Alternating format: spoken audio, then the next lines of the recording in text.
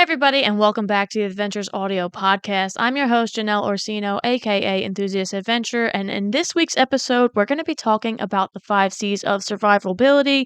If you don't know what they are, keep listening, and we're going to get into it right after this.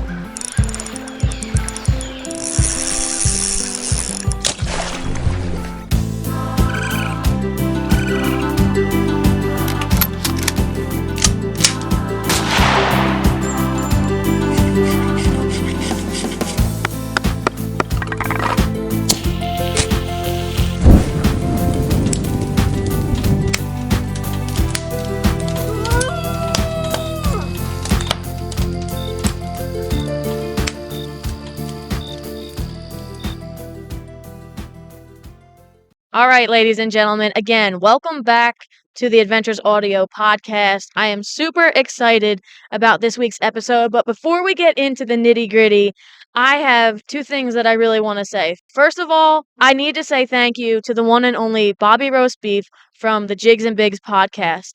He has been somebody that I have been talking back and forth to on social media, and he's become a friend of mine and a really great mentor when it comes to this whole podcasting deal.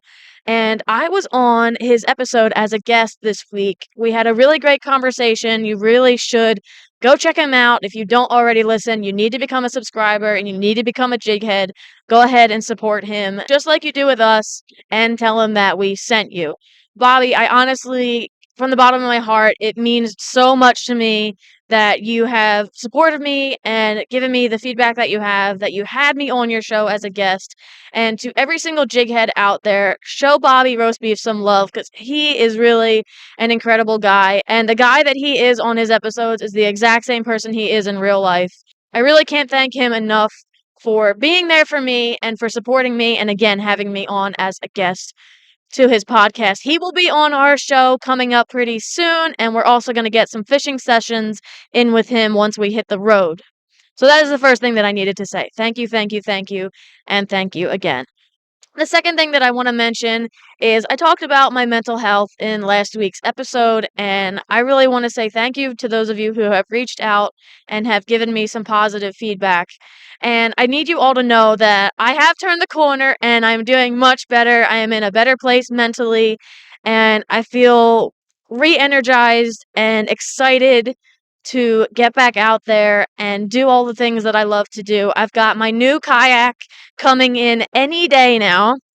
I want you all to know that I understand the struggles of the mental battles. And I talked about how I have ADHD. I also have anxiety and depression that come with that. And I also have a little bit of the tism, as they say. So I have a lot of things going on in my brain at all times, and not every day is going to be a positive day for me. I do my best, but there are those low spots and those low points, and I don't want any of you out there who do struggle with those things to feel like you're alone, to feel like you're helpless, and to feel like you're not worthy, because you absolutely are. I encourage you all to go ahead and find the things that make you happiest, that you love to do, and go out there and do them. Keeping your physical, mental, and soul revived and as healthy as possible is the best thing that you could possibly do for yourself. Life is too short, and honestly, I believe that you need to live every day in that moment. So again, thank you to everybody who reached out, who was concerned. I have come out of that period. We are in a much more happy and positive light, and I am ready to just kick life's ass. Now, this week's episode topic is the 5 C's of survival. And basically, this term was coined by the one and only Dave Canterbury.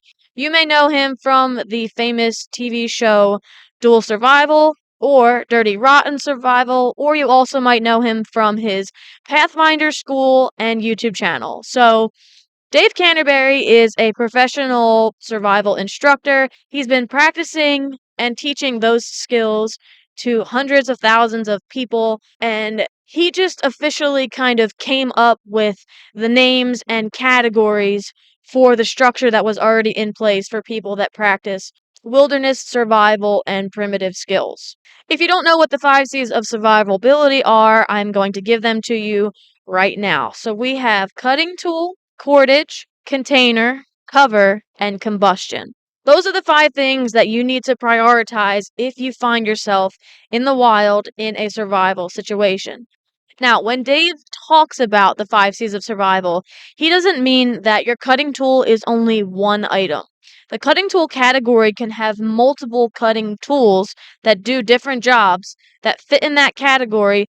So obviously, a pocket knife is not going to do the same things that an axe would do or that a folding saw would do.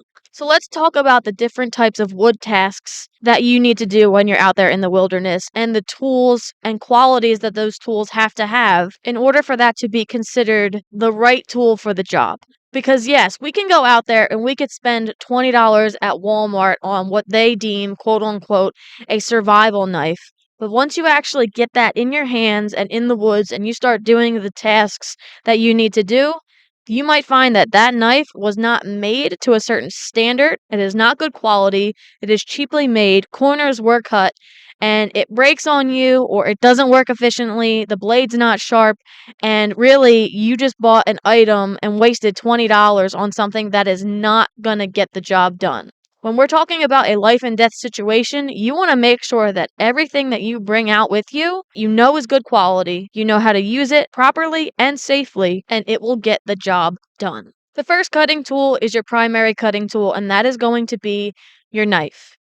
A good outdoorsman should always have a fixed blade knife on them when they're out in the wilderness. I prefer a knife with a 3.5 to 4 inch blade. I like high carbon steel with a nice 90-degree spine, and I like some sort of solid either wood, micarta, or bone handle. I also really like a Scandinavian grind, which is just the type of grind that they put for the blade profile. I like that grind because it's super sharp and it's very easy to maintain and resharpen when you're out there in the wild. Basically, if you just bring a small sharpening stone or file, you can take that to the knife and you can resharpen that edge so it is practically brand new. We are not going to get into brands and prices in this week's episode, but just make sure that the knives that you're looking at are good quality, are made right, and read the reviews. The second item I said would be a multi-tool in my cutting tool kit. A multi-tool is going to do so many different things. That's obviously why it's called a multi-tool. It has multiple tools in one small package. I like to make sure that I have something, again, stainless steel so we don't have any rust issues. And I like a really good set of spring-loaded pliers. And on those pliers, I like to have a nice strong wire cutter, a regular fine edge blade, a wood saw, a file, and a nice pair of scissors. Also, a multi-tool can include a good can opener. Some of them have screwdriver attachments, which would be for more of a modern application, and other multiple attachments. When you're out there in the wild, pliers, believe it or not, are a huge asset to have, especially when you're doing whittling or if you're handling fish, knots. The brand that you choose is up to you. Just make sure that, again, the quality and the features that you need are there. The third tool that I chose would always be some sort of folding saw. Now, there are a few different types of folding saws. You have the ones that fold directly in half, and those are called pruning saws, or they have the collapsible bow saws. So those are the ones that kind of look like an extended, I guess, U shape. And either of those would work. It also depends on the size of wood that I'm trying to process. 9 times out of 10, though, I'm bringing a folding pruning style saw in an 8 or 10-inch length. And if I'm bringing the folding bow saw, I'm probably going with a 21-inch length on that one. The fourth cutting tool that I would bring with me would be some sort of axe. There are 2 different variations of axes that would do a lot of the tasks that I need. The first one, which is the most common one that I bring with me, is a smaller 19-inch handle with a 1.5 pound head on it. That axe processes most of the wood and does a lot of the tasks that I need it to do, and it is really great compact but heavy duty at the same time. Now, if I was going to bump that up and I needed to handle larger pieces of wood and split bigger logs, I would go with something with a 2 or more pound head and a 25-inch handle. Both of those options work really well for me, and there is a way for you guys to figure out and measure your axe to find the one that actually fits and would work best for you. And the way that you would do that is you would quickly take your axe or an axe and you would hold it in your hand with the handle towards your body. You would hold your arm up and you would want that handle to fit perfectly in your armpit. So basically, you want your axe to be just about as long as your arm length is. That will give you the correct measurement. So if you're looking to buy an axe and you never have before, take a measuring tape, go ahead and measure from your armpit to, I guess, the knuckles or the inner knuckle of your hand, and that should give you the right measurement that you need. Just a little extra piece of knowledge for you guys if you are in the market for an axe. Now, I like to make sure that I have an axe with a really solid metal head and a wooden handle. I know that there are a lot of companies out there that make these weird kind of hybrid stone blade heads or whatever material that is, and those plastic polymer handles. Those ones are not going to last. They're not going to be reliable. You really should get an axe with a solid hardwood handle and a metal head. So that wraps it up for my 4 cutting tools in the cutting tool category of the 5 C's of survivability. The reason that I chose those 4 items is because I believe that with those 4 cutting tools, you can do every task that you would need to do when it comes to carving, whittling, chopping, cutting, and processing wood. And that's why those are the 4 cutting tools that I would bring with me. And again, depending on the climate that you're in, will also really negate which tools that you're selecting and why you're selecting them. For me, I live on the eastern part of the USA, so I live near the Pine Barrens as well as the Pennsylvania mountains. The next category for the 5 C's is your container. And the container part of the 5 C's is referring to how you are going to collect, purify, and process water, as well as transport that water from area to area. Now, in a survival situation, water should really be your number one concern. The body cannot go very long without water. Dehydration is one of the number one causes of death, period. You can go 3 days without water, 3 weeks without food, and 3 minutes without air. We call this the rule of threes. So again, food, 3 weeks. Your body can survive off of itself for 3 weeks without food, but it can only go 3 days without water. So water is your first priority, and you're going to need a way to collect fresh water and then purify that water by boiling it. And in the area that I live, there's a lot of streams, creeks, and lakes. So those would be my 3 water sources. Boiling water is going to be most likely your number one way to make sure that any water that you get is clean and you're not going to get some sort of bacteria from the liquid that you're drinking. You're also going to need a way to transport that water in case you decide you need to move your survival base camp or location, or you need to self-rescue and hike yourself out of the situation that you're in. It is not always guaranteed that the next place that you move on to is going to have that fresh water resource. So for me, your number one option is going to be a titanium or stainless steel single-walled water bottle. Some people would suggest possibly going with some sort of cook pot, but a cook pot is not going to give you a watertight sealed lid. You're going to have to worry about that thing spilling or leaking, and that would change the way that you're going to be traveling. So, some type of, again, single wall water bottle. 32-ounce fits really well in a backpack sleeve. The reason that you're going to want a single-walled water bottle is because the double-walled vacuum-sealed ones have been known to pop and explode once they get into a fire. And basically, the reason that's happening is because you have two pieces of metal with a gap, which is that insulative value. And in that gap is going to be your air. And once you put that item in the fire, your air and your metal is going to expand and contract, but there's nowhere for it to escape to.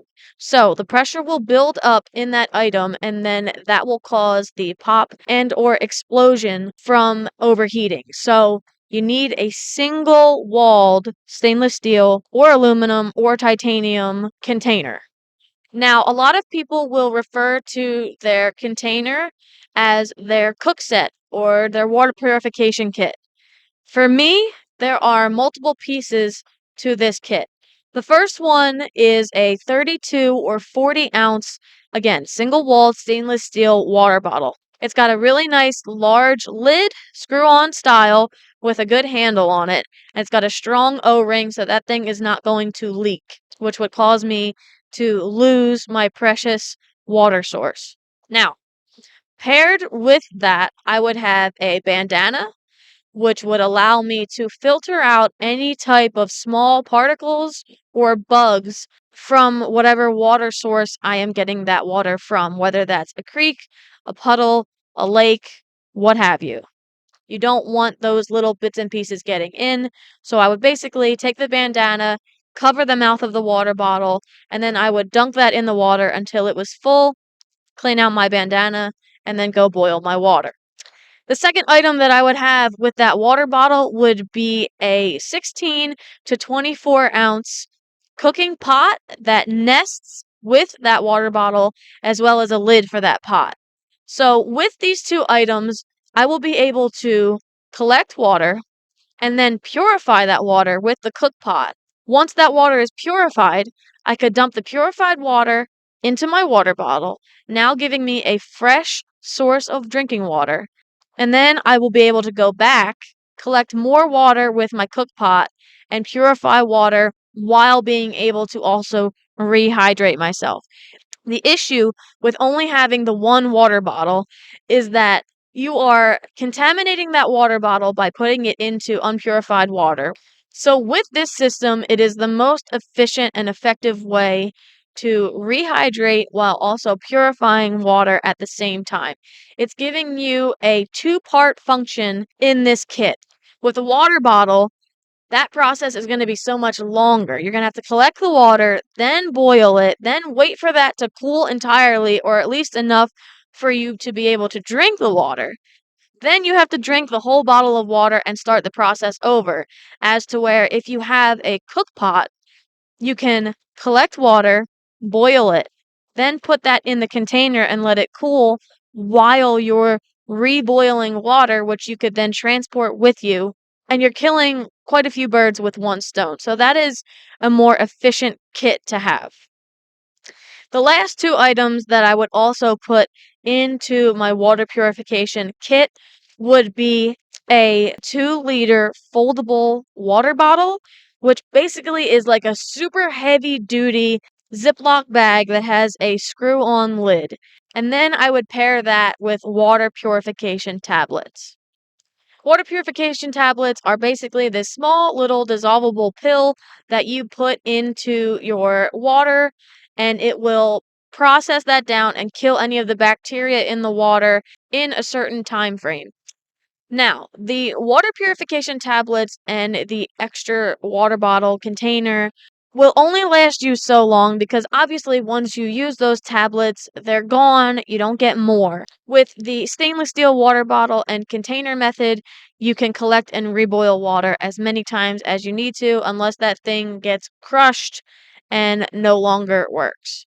The collapsible water bottle bladder and the water purification tablets gives you a secondary way to collect, store, transport, and purify water without having to have a fire. And sometimes you're moving, you're on the move, you're trying to get somewhere, you're trying to get yourself out of the wilderness because you're in a really bad situation and you need to be moving. So having the collapsible water bottle and the tablets allows you to scoop up water, throw the tablet in there, and then let the tablet do its thing for however long it needs to. And as that dissolves and purifies your water, you can be moving and you can be covering ground. And then once that time is up, you can then drink your water without having to stop and waste all that time. You can also just keep the tablets on you and use them in the water bottle, but I also like having the two options to double my chances to store and transport my water. So, a small little foldable water bladder that is like a heavy, heavy duty Ziploc bag, essentially, with a little screw on lid, weighs practically nothing and it doesn't take up nearly any room in my kit. And to me, it's more valuable to have that than to not. Now, that kit right there to me is the perfect water purification setup that works best. Doesn't weigh a lot, it is very effective, and handles all of my water purification needs, whether that is stationary or mobile. The third category is your cordage. Obviously, you can make cordage out there in the wilderness. Natural cordage has been made by the indigenous people since, the beginning of time, but it is a very difficult thing to do, and you really have to have the knowledge, experience, and skill set to go out there and make natural cordage. In a survival situation, you're going to need to be doing some lashing, some repairing, possibly stitching, fishing, snaring, and a lot of different tasks that require some sort of cordage. For me, survival cord, which is a variant of paracord, is the best option of cordage that you could bring out with you in a wilderness survival situation. And basically, this is a version of paracord. And what paracord is, it is a cordage that has 7 inner strands that is cased by a nylon wrapping. And paracord is a very thin diameter but can hold 550 pounds. So you're getting a really high volume strength cordage in a small package. But what you can also do with paracord is you can cut it open and pull out those 7 strands and use those either individually or combined to do a lot of different tasks. So you're really getting 7 to 8 different pieces of cordage in one piece of rope.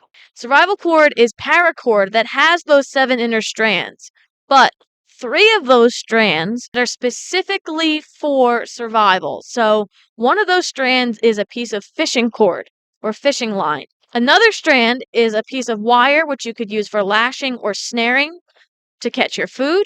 And the third strand is a fire tinder strand, which would allow you to have a small piece of tinder to help you start a fire. So you're taking an already valuable resource in paracord and you're adding elements to it that are specifically for wilderness survival situations. That is why survival cord is my number one choice of cordage out in the wilderness. I also use that on my kayak when I'm doing any type of rigging. I have survival cord rigged up so that, God forbid, in case there is a situation where I do get stranded or I do find myself in a situation, I have those resources readily available and you wouldn't really even know it. It's just a small way that I prepare myself for the just in case scenarios. And I always like to have 100 feet of survival cord with me. Some people like to carry 50 feet, but I just like to go the extra mile and make sure that I have 100. The second cordage item for me would be tarred bank line. Now, basically, the name describes exactly what it is. Tarred bank line is a cordage that is soaked in tar, which gives it a very nice water resistant, sticky outer kind of seal. And this cordage really holds knots well, as to paracord, which has that nylon outer coating that we talked about, or outer sleeve. It has been known to slip, and sometimes when you're making knots, they can come undone. Now, tarred bank line is the complete opposite. It has this really nice tarred, waxy outer finish, and that really holds down your knots once you get them lashed properly. So, tarred bank line for me would be my second choice of cordage. when going out into the wilderness. I like either number 36 or number 18. Sometimes I go a little bit heavier on the bank line, and other times I like to go a little bit thinner. Again, the strength is there when you're talking about bank line. It is a very strong material. It does kind of have three woven pieces into one, so you could technically take the time to go ahead and separate that into three different strands. But honestly, when it comes to shelter building and lashing, tarred bank line is my number one go-to. So for me, again, having anywhere between 50 and 100 foot of survival cord and then a spool of bank line, whether that's number 18 or number 36, would be my choices. Now, I'm going to throw in a little curveball here. The third type of cordage for me, which I don't think would technically be considered cordage, but can also kind of do the job of cordage, would be snare wire. And although snare wire is technically metal, it can still be used for lashing, tying down, attaching, repairing, just like cordage can, but it also gives me that extra advantage to do snaring for small game, which will allow me to potentially feed myself and replenish those very important calories that you're losing when you're out in the wild. So in my cordage kit, there's always a small spool of snaring wire. Fourth category that we're going to be talking about is your cover element, and that is going to pertain to your shelter and how you stay dry in the elements. So rain, sleet, snow, those type of conditions. I would recommend a 9x9 sill nylon tarp. You can find them all over the internet or in any kind of camping or sporting goods store. A 9x9 profile gives me, in my opinion, the most versatile size and shelter options. So you can do your basic A-frame or your lean-to style, or you can use that to make a couple other configurations and shelters that give you more of a all-enclosed style shelter, or if you want it a little bit more open or exposed. If you want to go a little bit bigger, they do make 10 by 10 or 12 by 12 options. To me, that is just a little bit too big.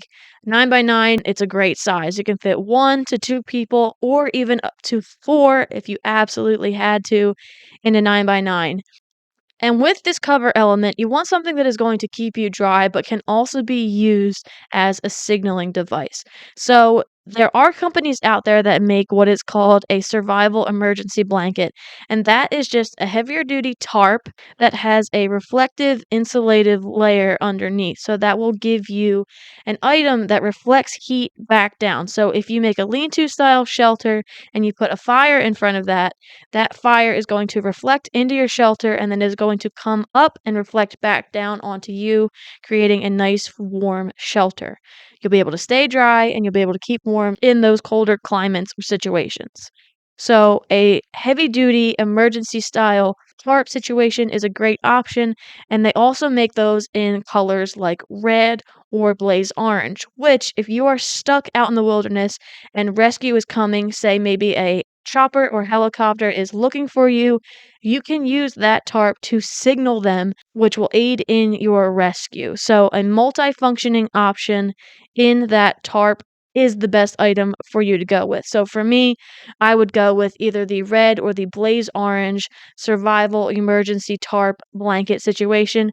You can use that thing to wrap yourself up in the winter months, making like a human burrito, and that will reflect the heat from your body. If you can't start a fire, at least you'll be able to keep warm in that sense. Or you can make a super shelter with that thing. And you can also use the reflective thermal side to signal as well, because it is a big old silver side that is going to give a really bright reflection off of the sun or lake or what have you, and that is not in the natural wilderness environment. So if somebody is looking for you, you can wave that thing in the air or you can prop it up in a certain direction and somebody hopefully can see you from further away.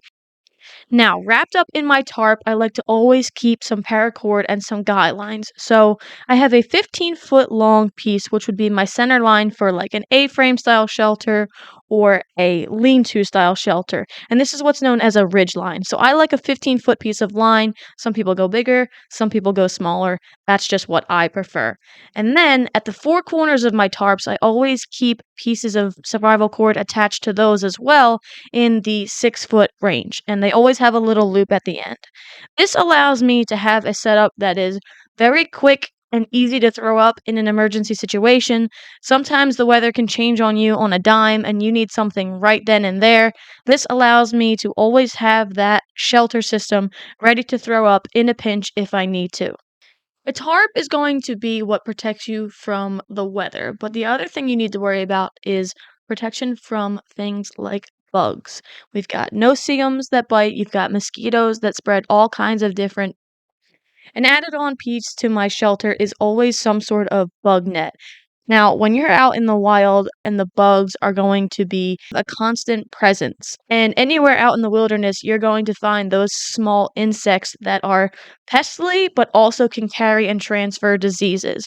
The last thing you want is to be out in a situation swarmed by those pests. So I always like to keep myself protected from insects. I do not want to pick up any type of diseases that they may carry and then transfer on to me. So with my shelter, I always have a bug net of some sort, whether it's a single person or a two-person bug net. I can set up my shelter and then drape that on the inside to protect me and even the dog sometimes from those pests. The next piece of kit would always be a heavy-duty Mylar blanket. Please do not go out and buy those cheap $2 to $3 Mylar blankets or space blankets because those guys are really easy to tear and they're really a one-use item. Go ahead and buy a good quality, well-known brand that makes a survival or Mylar reflective blanket. And what this is essentially is the same material that goes inside that hybrid emergency tarp that I talked about. It's those really thin, reflective, they're like shiny. They look just like aluminum foil. It's just a silver reflective sheet. And what that does is it is used all throughout the world for first aid and emergency purposes. It is something that reflects heat. So whether it's reflecting heat off of you or onto you, you can wrap it around your body to trap the heat inside to help you protect you from hypothermia. And so with this extra piece, I can make a super shelter of sorts and really boost my level of warmth at night or during the day if I am in those freezing cold climates.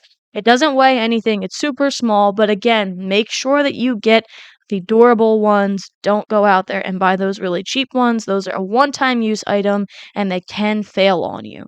That is the last thing that you want in a survival situation. The last piece of my shelter kit is something to lay inside of. So when you're building your shelter or your cover element, you want to think about these three principles. You want something that you can lie on, something that you can lie under, and something that you can lie in. So you want to give yourself protection from the wetness or dampness of the ground. You want to give yourself obviously protection from the rain or the elements coming up from above.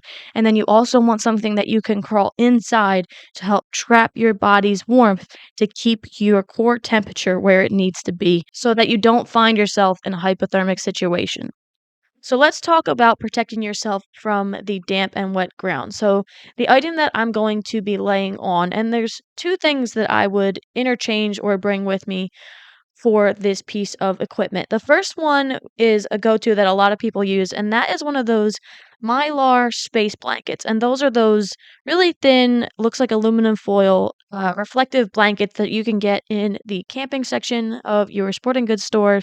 And they are used for first aid as well as for, survival situations. Now, these blankets range in price because the quality that they are built with ranges all up and down. If you buy the really inexpensive ones, they are going to rip practically immediately and then they are going to be useless to you. So, if you do go out and get one of these blankets, make sure you are buying one of the higher quality brands and test it out before you actually go and put your life on it. So the SOL company makes a good Mylar blanket that is very heavy duty. But again, when you're talking about something that you're going to be trusting your life with, don't gamble in that sense. You need protection from the ground. The second item that I would bring with me is a heavy duty drum liner. So these are like basically industrial grade trash bags that you can fit into a 55-gallon drum. And these can be used to sleep on. You can stuff them with leaves to make a mattress, which would give you an insulative and waterproof layer in those colder months. Or you can lay in it, and that would also protect you from the ground and from anything coming from above, like rain or snow. Some people have even been known to make their shelters out of those 55-gallon drum liners. You can find them in hardware stores. You can buy the big pack of them. They're great for using around the yard or around the house. Again, they're very thick, lined trash bags, but they work fantastically as a ground cloth. You can cut them down the sides to extend the length of it if you are a taller person and you need the full length, or if you're smaller like me, you can just lay it down regularly and kind of curl up in a ball and you fit on it with no problem. The other nice thing about the drum liner is that you can also use that to carry or transport your water. So obviously it's a big waterproof piece of plastic, which is a huge container. So if it rains and you set up some sort of catchment system with your tarp, then you can collect that rainwater, which gives you an absolutely fantastic source of drinking water. Or you can collect it from a creek or a stream and carry it with you over your shoulder and then purify it later with your water purification kit. So it has a lot of different multi uses in that 155-gallon drum liner. Now let's talk about the item that you're going to be sleeping in, such as a blanket or a sleeping bag. There's two things that I like to bring with me. The first thing, which is the lightest weight option possible, and that is a survival emergency Mylar bivy sack. And what these are is, again, a very, very heavy duty built reflective sleeping bag style bivy. And it's made out of that Mylar material, and on the outside it has like an extra piece of tarp style fabric. And basically, this is the survival blanket, but bumped up to a higher level in a sleeping bag form. The material is stronger and more durable. It can be used for multiple trips, very reliable, and weighs practically nothing, packs down very super small. And this thing is great in all weather climates, but it really shines in the winter months because, again, it reflects that heat onto you. Sometimes when you find yourself in the summer months of the year, it doesn't get that cold at night, so you don't or necessarily need something to climb into. But having that option, you can always flip it inside out so it is not necessarily reflecting the heat onto you, but you do have something to wrap yourself up in case it is a little breezy or chilly or that temperature drops at night. The temperature will always drop at night. So even in a desert where it is, 100 or something degrees during the day, once that sun goes down, the temperature is going to drop significantly. And even in some deserts, it will snow. So that is the first option for me. And then the second go to is always a wool blanket or sleeping bag situation. So I have been able to take a couple of old wool blankets and stitch them up with a big zipper on the side, forming a sleeping bag style bag or just a regular wool blanket. So the reason I choose a wool blanket is because it doesn't get affected if it's wet. Other materials like your synthetic fabrics, your cottons, those types of items, if they get damp or wet, they will not work the way that they are intended to. You will actually lose more body heat if you wrap yourself up into a wet sleeping bag that is made from those materials. But wool, on the other hand, no matter its circumstances, whether it's dry or wet, will always hold your heat. The other issue with the synthetic fabrics is if you are around a campfire, once that spark hits that type of material, it melts a hole into it immediately and it gets ruined. As to where wool can handle that ember, can handle that spark, it's not going to melt immediately. You can pat it out for the most part and it's not going to do any damage to that blanket. So those three elements would make up my cover or my shelter kit. The last category that we have is the fifth category, and that is your combustion, which obviously pertains to fire. Fire is almost everything when you're out in the wilderness. It is what allows you to properly boil and purify your water. It gives you a source of light at night. It gives you your main heat source, obviously. It will allow you to stay dry. And fire heats you twice, as we say. So as you're preparing your fire materials to start your fire, it warms your body temperature up. And then after you have the fire while it's burning, it can warm you up as well. So it works in both ways. It also allows you to cook any food that you may find, forage, or have successfully hunted. The number one most common piece of combustion device for your kit is going to be a ferro rod. And ferro rod is short for ferrocerium rod. And what this is a cylindrical piece of metal, and you want to go for that 1/2 inch thick to 5 to 6 inches long piece of ferro rod. It is going to give you the most amount of strikes possible.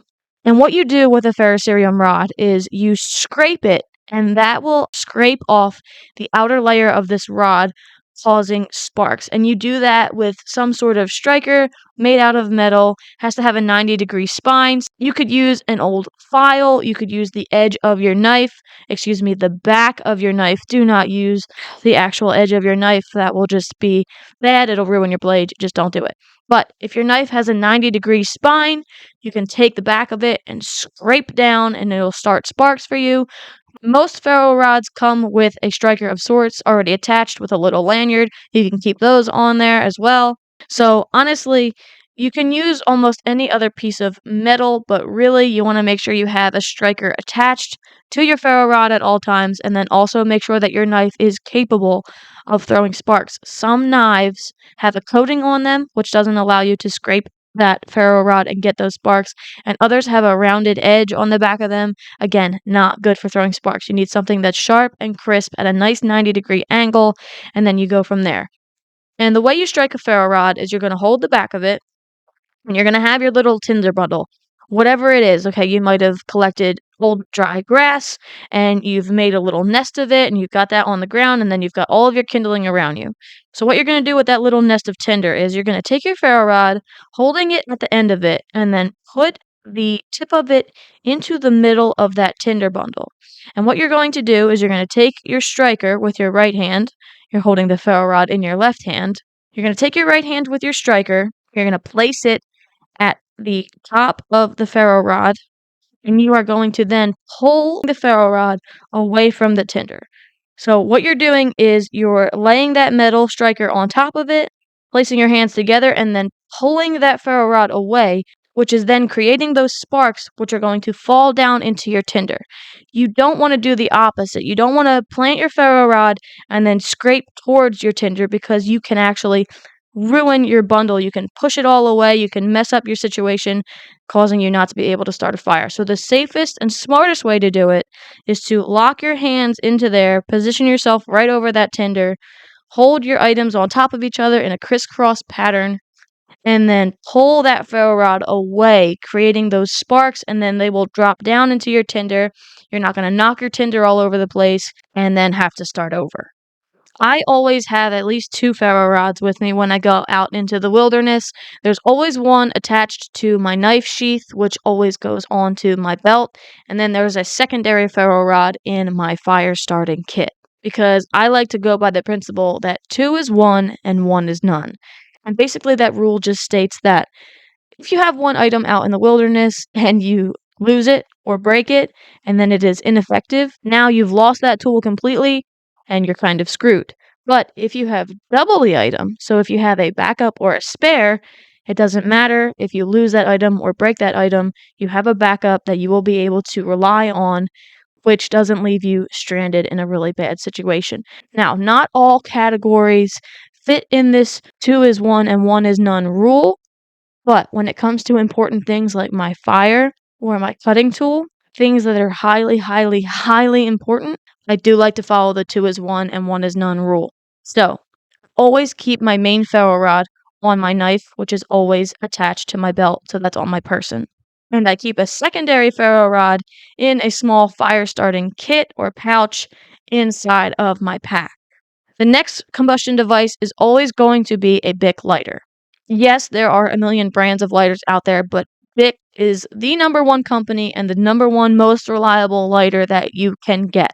They do not fail you, even in higher altitude situations, they will give you flame. So I keep a Bic lighter in my fire kit as well, and then I also keep a lighter in my pocket. It is part of my everyday carry, which I will talk about in another episode, but I always have a lighter on me, whether it's the small slim version or the full size. Combustion is no joke. And then lastly, I like to keep tinder with my fire starting kit. So sometimes when you're out in the wilderness, yes, you can obviously find a good resource of tinder and kindling that will allow you to start a fire. But other times, it's going to be tough, whether the conditions are rain, sleet, snow, what have you. It can be difficult to find tinder, and I always like to make sure that I have a tinder source with me. So my two go-tos are actually homemade fire starters, and I just get my supplies from literally the dollar store for these items. One of them is the most common one that most bushcrafters or survivalists use, and that is just cotton balls soaked in petroleum jelly. And what this is, obviously, as its statement says, you get a bag of cotton balls and you get some petroleum jelly, combine them up, and that takes a spark very well, but also the petroleum jelly slows down the burn time of that cotton ball, giving you a little bit more time to get your kindling and your tinder bundle situated, which helps you get your full fire. The secondary one that I like to go to is a small cotton pad soaked in wax, so your regular candle wax. All this is, again, is a cotton material that is soaked in something that is going to slow the burn time. Petroleum jelly fire starters work well, they last for a few seconds, and they give you a good flame. The wax soaked cotton gives you a much longer flame time, and I use those when it is wet, rainy, or damp outside. So those ones take a spark sometimes, but mostly I just cut it open, exposing those fibers, and then I take a lighter to it, and boom, she goes up very quickly. I use these things all the time when we're having campfires at home, when we're trying to light a grill, when we're trying to light the wood stove in the bus. These are my two tinders, they're my go-tos, and they're really inexpensive to make. So just to go over very quickly, in my combustion category for my fire starting kit, there are 2 ferro rods, 2 lighters, and a small pack of waxed cotton balls and petroleum jelly soaked cotton balls for my tinder sources. Sometimes you will catch me having a little bit more, like a flint and steel kit, which, if you have those skills, yes, you can start a fire with them, but they're not the most effective. For me, I want to have the most reliable and effective sources to start my fire, and that is the ferro rod and a Bic lighter. Cannot beat those two items when you're talking about combustion. That is everything for this week's episode. I really want to thank you guys for listening. Drop a comment down below and let us know what you would bring out in the wilderness and what type of environment you would be in. So if you're in the desert climate, if you're in the Rockies, let me know in the comments below. As always, thank you guys so much. And again, go check out Mr. Bobby Roast Beef over at Jigs and Bigs. Our episode dropped last week. Go check him out. He's an amazing guy. Absolutely great creator. If you love fishing, kayak fishing, whatever, what have you, and you're kind of a misfit like we are, go over, check him out. We embrace all of you. Everybody is welcome. Thank you for having me on your podcast, Mr. Roast Beef. And as always, I will see you guys on the next adventure.